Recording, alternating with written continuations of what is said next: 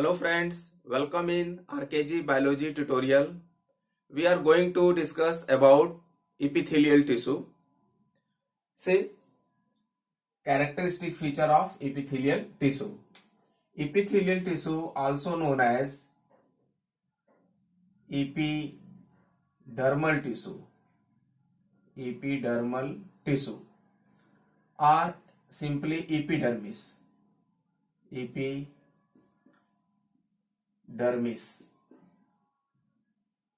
This type of tissue covers the entire body surface, external as well as internal.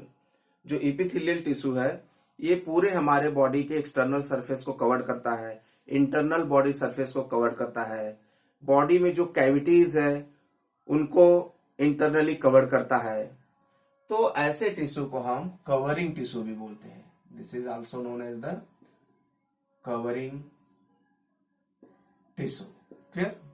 So epithelial tissue, that is the epidermal tissue or epidermis or covering tissue. See here, characteristic feature of epidermal tissue.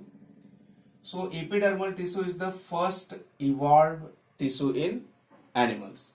Animals में जो सबसे पहला tissue है वो है epidermal tissue, epithelial tissue. See, epidermal tissue, muscular tissue, connective tissue and nervous tissue. So out of these tissue, epithelial tissue evolved first of all. Clear? It forms the external and internal covering of the body surface of the internal cavities and surface of the internal organs. Internal organ जैसे कि kidney है, इसका outer most covering, heart है इसका outer most covering, pancreas है इसका outer most covering, intestine है इसका आउटर मोस्ट कवरिंग किससे बना हुआ है? इपिथेलियल टिश्यू से बना हुआ है। हमारा इंटायर बॉडी एक्सटर्नली और इंटरनली किससे कवर्ड है? इपिथेलियल टिश्यू से कवर्ड है।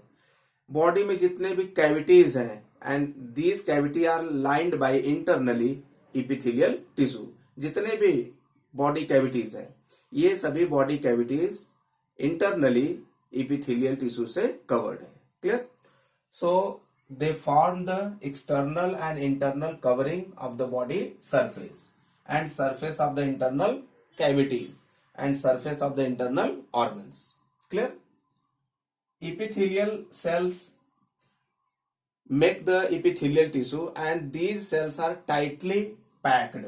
ये सेल कैसे होती है? टाइटली पैक्ड होती है and make a continuous sheet, और एक कंटिन्यूअस सीट का फॉर्मेशन करती है। क्लियर? एक के बाद दूसरा इस तरह से अरेंजमेंट होता है इपिथेलियल टिश्यू का। Suppose like this, another cell, another cell. तो इस तरह से एक सेल के बाद दूसरा सेल इस तरह से प्रेजेंट है। इस तरह से एक सेल के बाद दूसरा सेल्स यहाँ पे प्रेजेंट है। तो ये सेल्स टाइटली एक दूसरे से बाइंड होती हैं और कंटिन्यूअस सीट का फॉर्मेशन करती हैं इस तरह से। ठीक है? So these are the cells of epithelial tissue and these cells are tightly packed and make the continuous sheet. Clear? And there is no intercellular space or very little intercellular space. ये जो sales है ये tightly packed होती है, continuous seat बनाती है, इसके वजह से सेल के बाहर स्पेस प्रेजेंट नहीं होता है या बहुत ही कम स्पेस प्रेजेंट होता है। Clear? So there is no intercellular space or very little intercellular space present. और जो सेल्स है इपिथेलियल टिश्यू के ये डबल लेयर्ड बेसमेंट मेम्ब्रेन पे ले करते हैं like this. This is the double layered basement membrane and this is not made up of cell, this is the fibrous. तो ये कैसा है? Double layered non cellular basement membrane. जितने भी epithelial tissue हैं इनके जो सेल्स होते हैं वो double layered non cellular basement membrane पे प्लेस्ड होते हैं. Clear. So cells of epithelial tissue placed on double layered non cellular basement membrane. और ये जो एपिथेलियल टिश्यू है, they have their own nerve cell supply. Nerve cell से क्या होते हैं, इस तरह से लाइंड बाय होते हैं. तो दे आर न्यूरोजेनिक. कैसे होते हैं ये? न्यूरोजेनिक होते हैं. They have their own nerve cells supply, so they are neurogenic. But avascular. लेकिन कैसे होते हैं? ए वैस्कुलर होते हैं. मतलब यहाँ पे आर्टरीज, वेन्स, कैपिलरीज का नेटवर्क नहीं होता है. Clear. So they are avascular means don't supply by the blood vessels like the artery, veins and capillaries, but they are innervated, supplied by, lined by the nerve cells. Clear. Where the epithelial tissue, where the epithelial cells are present in our body. तो जितना भी हमारा external body covering है, that is the skin. तो entire skin क्या है? That is the epithelial tissue है. Squamous epithelial tissue का बना है. जो ओरल कैविटी है, बक्कल कैविटी है, that is also internally lined by the epithelial tissue. जो टंग का सरफेस है, that is also lined by the epithelial tissue. जो ब्लड वेसल्स है, artery, veins, capillaries, they are also lined by the epithelial tissue. जो external covering है, internal organ जैसे कि lungs है, हार्ट है, इंटेस्टाइन है, पेनक्रियाज है, they have also the epithelial tissue as their outer covering. जो स्पर्म डक्ट है, ओवी डक्ट है, यूरेथ्रा है, यूरिनरी ब्लैडर है, किडनी टिब्यूल्स है, ये सभी एपिथेलियल टिश्यू से कवर्ड होते हैं. क्लियर. लाइंड बाय होते हैं.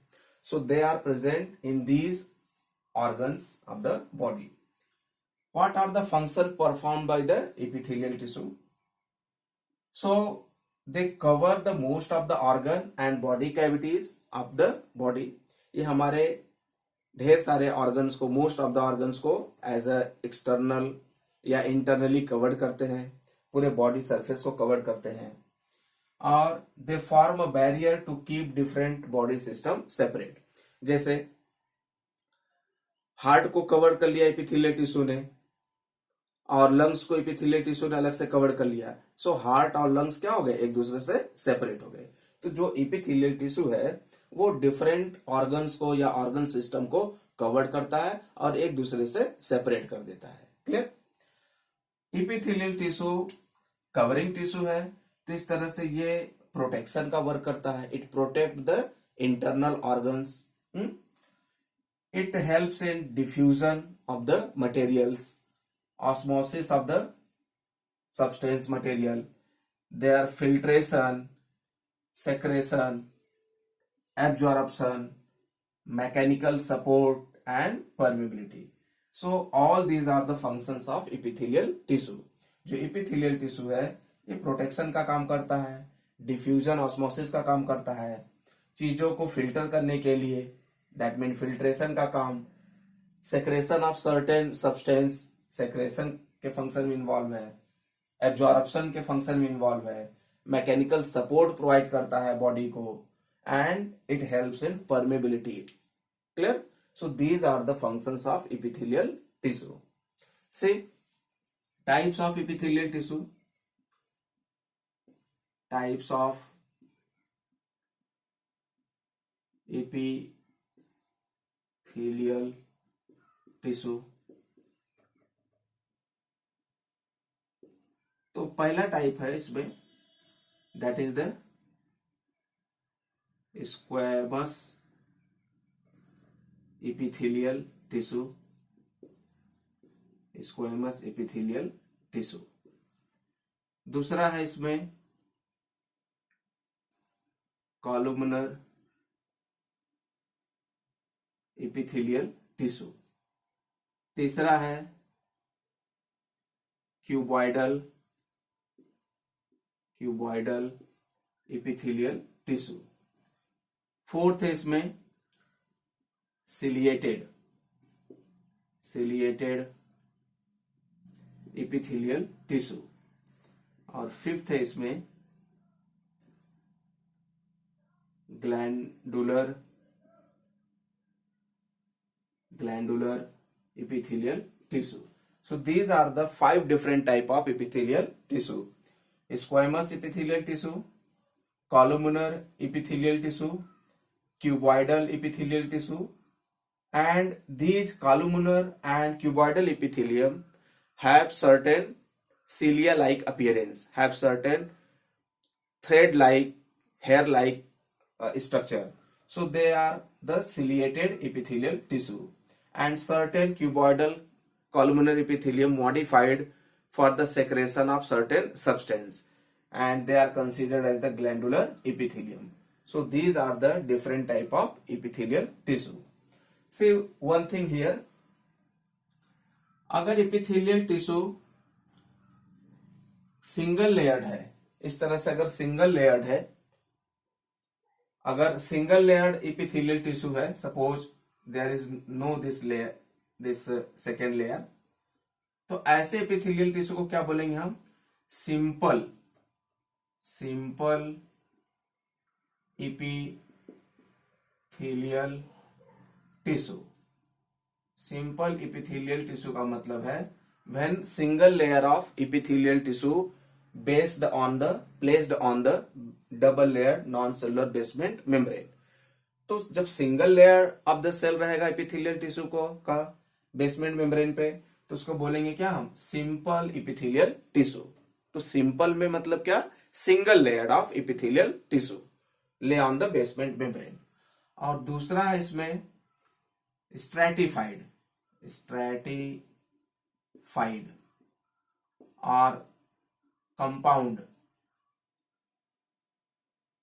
स्ट्रैटिफाइड या कंपाउंड इपिथेलियल टिश्यू, इसका मतलब है more than one layer of epithelial cells lay on the basement membrane.